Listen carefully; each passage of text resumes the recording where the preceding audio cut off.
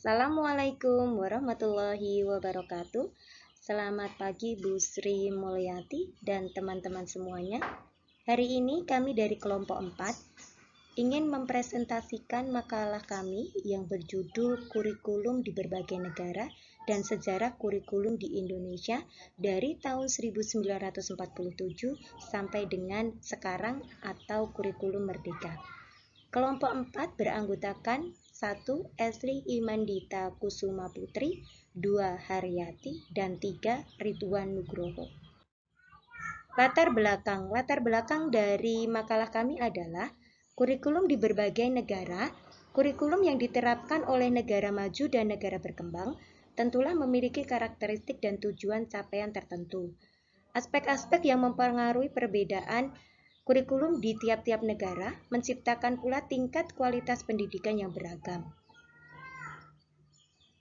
Tingkat kualitas pendidikan di berbagai negara ditentukan oleh nilai akreditasi instansi pendidikan dan juga melihat pada peningkatan grafik tingkat kesejahteraan sosial dan masyarakat dalam negara tersebut.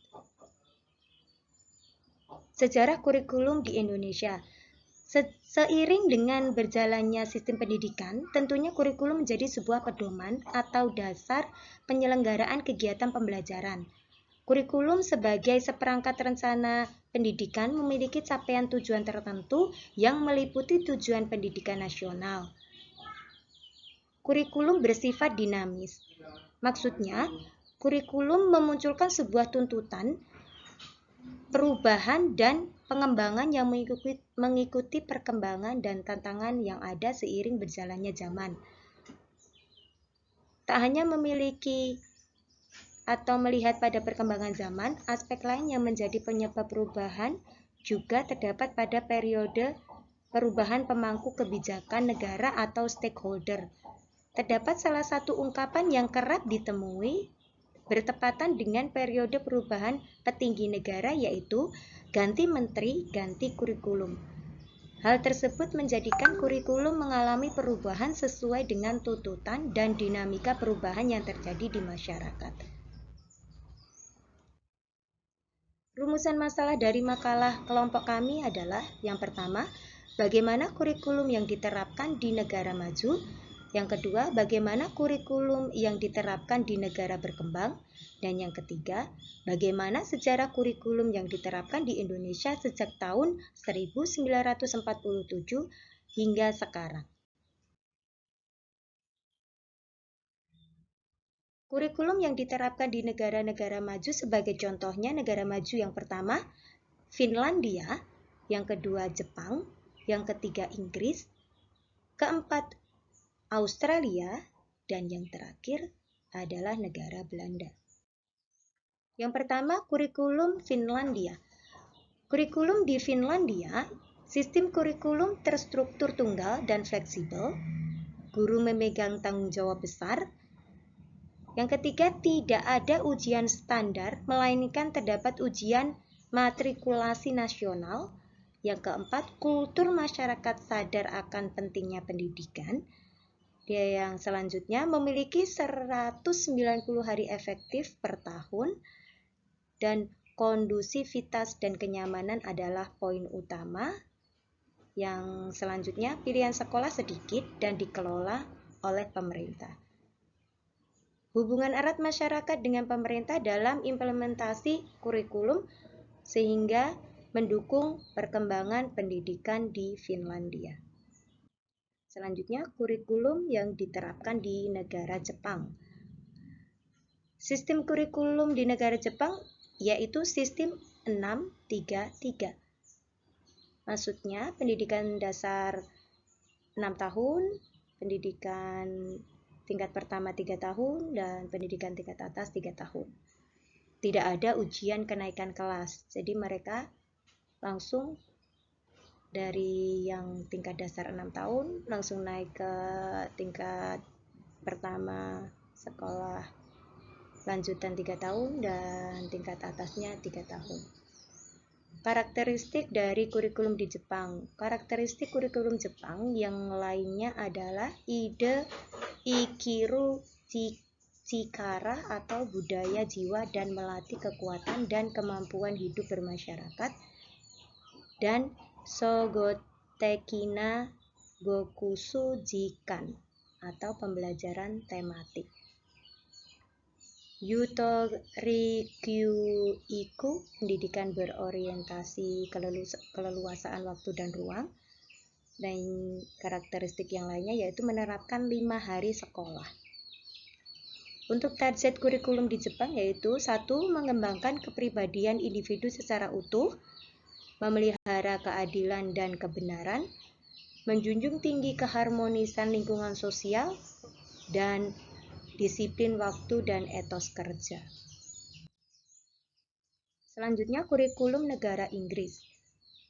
Tahap pembelajaran tingkat dasar. Pembelajaran tingkat dasar ini berisi tentang pembelajaran bermain. Bidang pembelajarannya komunikasi dan bahasa, perkembangan fisik, kepribadian, hubungan sosial dan emosional. Literasinya berupa matematika, pemahaman dunia, dan seni. Pembelajaran tingkat peminatan atau keahlian, dan pembelajaran vokasi atau praktek dan program magang. Kurikulum di negara Inggris yaitu kurikulumnya pola bottom up. Kepala sekolah sebagai ujung tombak penyelenggaraan sekolah, dan kurikulum nasional bersistem desentralisasi. Sistem evaluasinya tidak ada evaluasi pada tingkat dasar dan menengah, hanya ada evaluasi pada tingkat menengah atas untuk mendapatkan kualifikasi dan keahlian untuk melanjutkan ke pendidikan tinggi. Dan selanjutnya ada kurikulum Australia. Sistem pendidikan Vocational Education and Training atau VET, Australian Qualification Framework atau AQF, dan Technical and Further Education atau TAFE. Penyelenggaraan sekolah bukan negeri merupakan bagian yang sangat penting dalam sistem pendidikan berbasis kebutuhan masyarakat, dan pengembangan diserahkan kepada masing-masing sekolah. Kurikulumnya mengembangkan pengetahuan, keterampilan, dan pemahaman mata pelajaran, kemampuan umum, dan prioritas lintas kurikulum. Selanjutnya, kurikulum Belanda. Kurikulum di negara Belanda, pendidikan dasar 8 tahun, mulai usia 5 tahun.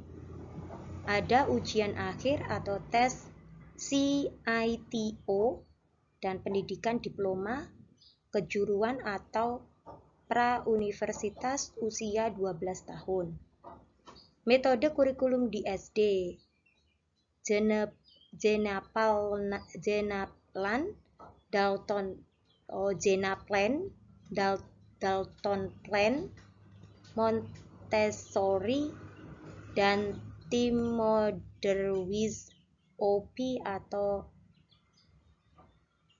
Tim Moderwiz OP Mat atau TOM. Jenis sekolah di Belanda: sekolah umum atau open bear, sekolah pribadi khusus atau bijzonder, sekolah internasional, dan sekolah internasional pribadi.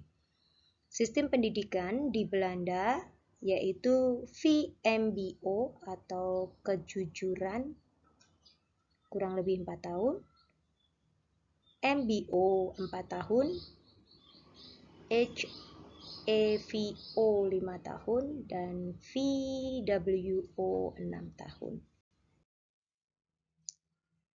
Kurikulum di negara-negara berkembang. Kurikulum di negara-negara berkembang, kelompok kami mengambil contoh negara yang pertama Vietnam, yang selanjutnya Filipina, yang ketiga Tiongkok atau Cina, yang keempat Laos, dan yang terakhir negara Kamboja. Kurikulum di negara Vietnam. Wajib belajar pendidikan dasar 12 tahun, pendidikan pradasar, sekolah dasar, sekolah menengah, dan sekolah menengah atas. Ujian akhir kurikulum Vietnam mencakup ujian akhir semester reguler dan ujian kelulusan sekolah menengah atas yang diikuti siswa di akhir kelas 12. Penyelenggaraan sistem pendidikan Vietnam diselenggarakan oleh Kementerian Pendidikan dan Pelatihan atau peraturan buku ajar, kurikulum, persyaratan masuk, dan pemberian ijazah. Selanjutnya, kurikulum di negara Filipina.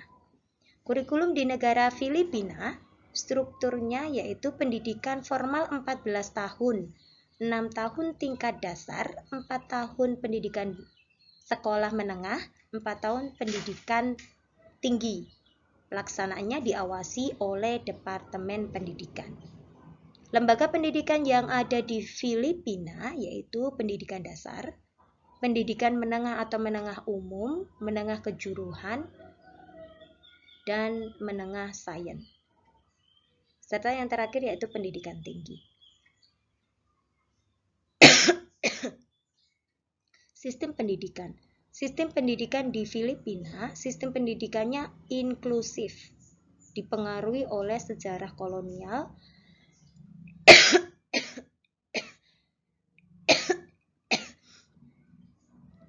mengutamakan pencapaian nilai tinggi pada matematika dan sains, bahasa Tagalog dan bahasa Inggris sebagai bahasa pengantar.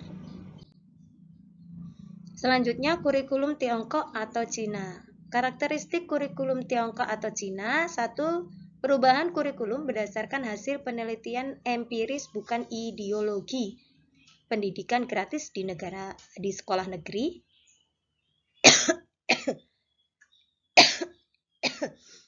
Menyediakan waktu cukup untuk pendidikan jasmani dan kesenian. Pendidikan karakter atau dasar sampai menengah dengan pelatihan perilaku pribadi dan keterampilan sehari-hari. Tidak ada ujian khusus untuk kelulusan sekolah dasar. Adanya pelatihan praktis terpadu. Yang terakhir, jam masuk dan pulang sama antara tingkat dasar hingga menengah atas, yaitu jam 7 sampai jam 4.30 atau jam 4.30 sore. Namun tetap dengan jam istirahat dan jam tidur siang. Kurikulum Laos. Sistem pendidikan umum di Laos terdiri dari pendidikan prasekolah, pendidikan dasar 5 tahun, pendidikan menengah rendah atau 3 tahun, dan pendidikan menengah atas atau 3 tahun. Target Kementerian Pendidikan Laos adalah pendidikan guru, pendidikan inklusif, peningkatan tingkat melek huruf, dan yang terakhir terbatasnya penggunaan teknologi modern dalam standar kurikulum secara nasional. Selanjutnya, kurikulum Kamboja. Pendidikan berlangsung di wihara atau Buddha dan khusus laki-laki. Sistem pendidikan formal adalah 6 tahun plus 3 tahun plus 3 tahun. Pendidikan dasarnya dari kelas 1 sampai 6, menengah 7 sampai 9, dan menengah atas 10 sampai 12. Sekolah negeri dikelola komunitas etnis, agama minoritas. Sekolah swasta dikelola sektor swasta. Program keterampilan hidup bermasyarakat menjadi ciri khas dua pilar sistem pendidikannya, yaitu pendidikan dasar dan pendidikan tinggi. Selanjutnya, sejarah kurikulum di Indonesia. Sejarah kurikulum di Indonesia mulai dari tahun 1947, yaitu Rencana Pembelajaran 1947. Kemudian tahun 1952 ada Rencana Pembelajaran Terurai atau tahun 1952.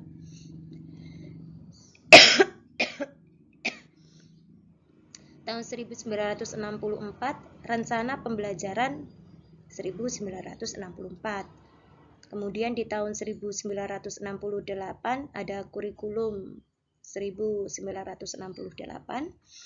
Tahun 1975 kurikulum 1975, tahun 1984, kurikulum 1984. Kemudian ada kurikulum 1994, kurikulum 2004 atau KBK, kurikulum berbasis kompetensi. Dan selanjutnya di tahun 2006, KTSP, kurikulumnya atau kurikulum tingkat satuan pendidikan. Dan selanjutnya ada perubahan di tahun 2013 yang disebut K13 atau kurikulum 2013. Dan yang kita gunakan untuk saat ini yang diterapkan di negara Indonesia yaitu kurikulum merdeka yang mulai diaplikasikan atau diajarkan di sekolah pada tahun 2022. Kurikulum yang pertama, penjelasan dari kurikulum 1947. Pendidikan pasca perang disebut sebagai sekolah rakyat. Rencana pembelajaran 1947 lebih mengutamakan pendidikan watak, kesadaran bernegara dan bermasyarakat.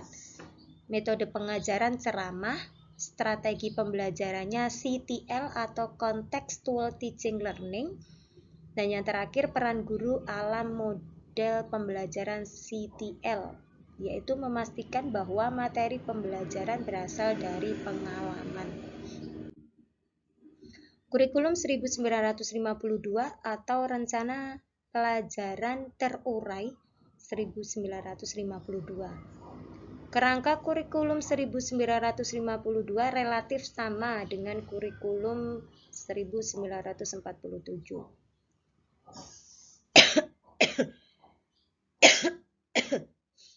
Undang-Undang Nomor 4 Tahun 1950 tentang Dasar-Dasar Pendidikan dan Pengajaran di Sekolah mempengaruhi munculnya kurikulum 1950 ini. Kurikulum ini lebih merinci setiap mata pelajaran. Kurikulum Rencana Pelajaran Terurai 1952 terbagi atas 6 kelompok pengetahuan, yakni kelompok bahasa, kelompok ilmu pasti, kelompok pengetahuan alam, kelompok pengetahuan sosial, kelompok ekonomi, dan kelompok ekspresi. Klasifikasi mata pelajaran dibagi menjadi 5, yakni moral, kecerdasan, emosionalistik atau artistik, kemudian keterampilan, dan jasmani. Kurikulum 1964. Karakteristik dari kurikulum 1964 yaitu menertibkan rencana pembelajaran TK dan SD, pancawardhana atau perkembangan moral, intelijensi, emosional atau artistik, keprigelan, dan jasmaniah. Model pengembangannya berbasis spirited curriculum atau pelajaran terpisah. Pendekatannya yaitu ekspositori dan peran guru adalah pembelajaran berpusat pada guru. Kurikulum 1968. Karakteristiknya yang pertama, menekankan pada pendekatan manusia Pancasila sejati. Model pendekatan pembelajarannya yaitu ekspositori. Peran guru adalah pengambilan keputusan, pengajaran, peningkatan hasil belajar berpusat pada guru. Susunan program pengajaran. Program pengajaran tiap bidang studi diawali dengan tujuan kurikuler bidang studi yang bersangkutan. Bahan tiap bidang studi dibagi tiap kelas. Susunan bahan tiap kelas. Selanjutnya, kurikulum 1975. Ing ngarsa sung tulodo ing madya mangunkarsa dan tutwuri handayani. Model pembelajaran PSSI, prosedur pengembangan sistem instruksional dan clue contribution teknik. Belum memiliki buku teks IPS namun menerbitkan proyek pembinaan pendidikan dasar atau P3D. Guru sebagai titik pusat transformasi ilmu. Prinsip pengembangan kurikulum 1975 yaitu 1. Prinsip fleksibilitas program, prinsip efisiensi dan efektivitas, prinsip berorientasi pada tujuan, selanjutnya prinsip kontinuitas, dan yang terakhir prinsip pendidikan seumur hidup. Selanjutnya kurikulum 1984. Karakteristik dari kurikulum 1984 yaitu menekankan pada mendidik menjadi manusia Indonesia berdasarkan Pancasila. Kemudian adanya wadah pembinaan guru seperti KKG, PKG, dan buku panduan KKG. Susunan program, sistemnya yaitu catur wulan. Daerah atau sekolah memberikan bidang studi bahasa daerah. Model pembelajarannya yaitu CBSA atau cara belajar siswa aktif. Pembinaan profesional. Kurikulum 1994. Kurikulum 1994 berorientasi pada materi atau content oriented. Berorientasi pada materi atau content oriented. Struktur kurikulum, sistemnya catur wulan. Satu sistem kurikulum untuk seluruh siswa di Indonesia dan ditentukan pusat. Proses pembelajarannya berpusat pada guru. Dan yang terakhir, sistem penilaian menekankan kemampuan kognitif. KBK 2004 menekankan kompetensi siswa, bukan tuntasnya materi kurikulum dapat diperluas, diperdalam, dan disesuaikan dengan potensi siswa. Berpusat pada siswa, orientasi pada proses dan hasil, pendekatan dan metode yang digunakan beragam dan bersifat kontekstual. Guru bukan satu-satunya sumber ilmu pengetahuan, siswa dapat belajar dari apa saja. Buku pelajaran bukan satu-satunya sumber belajar. Belajar sepanjang hayat. 1. Belajar mengetahui, learning how to know. Belajar melakukan, learning how to do. Yang ketiga, belajar menjadi diri sendiri, learning how to be. Dan yang keempat, belajar hidup dalam keberagaman, learning how to live together.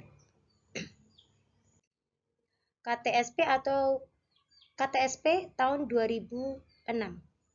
KTSP dikembangkan sesuai kondisi satuan pendidikan, potensi, karakteristik daerah, sosial budaya masyarakat.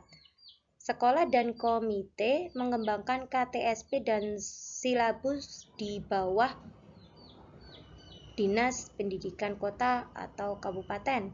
KTSP pada program studi perguruan tinggi mengacu pada SNP.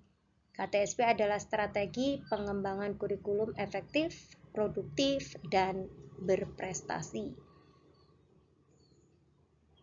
Pada kurikulum KTSP 2006, ada ujian nasional atau UN, Undang-Undangnya nomor 14 tahun 2005, dan RSBI atau Rintisan Sekolah Bertaraf Internasional. Selanjutnya K13 atau kurikulum 2013. Kompetensi inti yaitu berupa spiritual, sosial, pengetahuan, dan keterampilan. Proses pembelajarannya berbentuk tematik, guru hanya mengarahkan dan pembelajaran berpusat pada siswa. Kurikulum 2013 edisi revisi berlaku secara nasional, tidak ada batasan berpikir.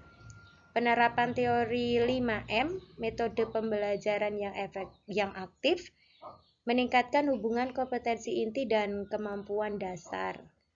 Skala penilaian 1-100 dengan peringkat dan deskripsi. Rencana pembelajarannya mengacu pada berupa silabus dan RPP. Pelaksanaan pembelajaran, yang pertama kegiatan pendahuluan, yang kedua kegiatan inti, yang ketiga kegiatan penutup. Dan penilaian pembelajarannya, metode penilaiannya yaitu pendekatan autentik. Dan yang terakhir yaitu kurikulum merdeka atau kurikulum yang saat ini diterapkan di Indonesia yang berlaku dari tahun 2022. Prinsip pengembangannya yaitu struktur minimum, otonomi, sederhana, dan gotong royong. Struktur kurikulumnya, pembelajaran reguler atau intrakurikuler, proyek penguatan profil pelajar Pancasila atau P5, dan penyelenggaraan pendidikan inklusif. Yang terakhir, bimbingan dan konseling atau BK.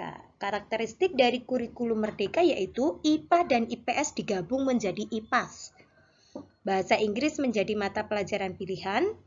Metode pembelajarannya berdiferensi dengan modul ajar. Penilaian berupa tes formatif, tugas proyek atau portofolio siswa. Refleksi dan umpan balik juga terdapat pada karakteristik kurikulum merdeka. Peran guru. Pembelajaran aktif merancang pembelajaran yang personal, mendorong kreativitas, inovasi, kemandirian siswa. Yang selanjutnya menghubungkan pembelajaran dengan konteks lokal. Yang terakhir memperkuat karakter dan etika. Kesimpulan dari makalah kelompok 4 yaitu yang pertama, hakikat kurikulum. Perubahan maupun pengembangan kurikulum adalah acuan peningkatan kualitas pendidikan dan taraf hidup. Selanjutnya, pergantian kekuasaan. Lorem ipsum dolor sit amet consectetur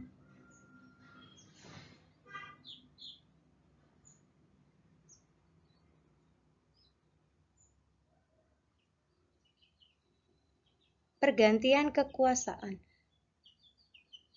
Kurikulum bisa berganti atau dirubah sesuai dengan adanya pergantian kepemimpinan dalam suatu kementerian pendidikan. Yang ketiga yaitu dinamis, perkembangan zaman dan kebutuhan masyarakat. Jejak atau sejarah perubahan maupun pengembangan kurikulum dapat ditelusuri dan dijadikan bahan evaluasi. Perkembangan zaman dan kebutuhan masyarakat yaitu perubahan atau pengembangan dan sistematis, progresif, dan dinamis. Saran dari kelompok kami yaitu yang pertama, pengembangan kurikulum mengarah pada kemajuan dan perkembangan zaman serta menjawab kebutuhan masyarakat. Perubahan kurikulum, konsistensi dalam pengembangan, evaluasi serta dampak terhadap kondisi di lembaga pendidikan. Yang ketiga, penyesuaian pengembangan kurikulum diberikan pada lembaga pendidikan terkait melihat pada kondisi peserta didik, sumber daya, dan lingkungan di sekitarnya. Yang keempat, implementasi pengembangan kurikulum bekerja sama dengan stakeholder, industri, dan masyarakat.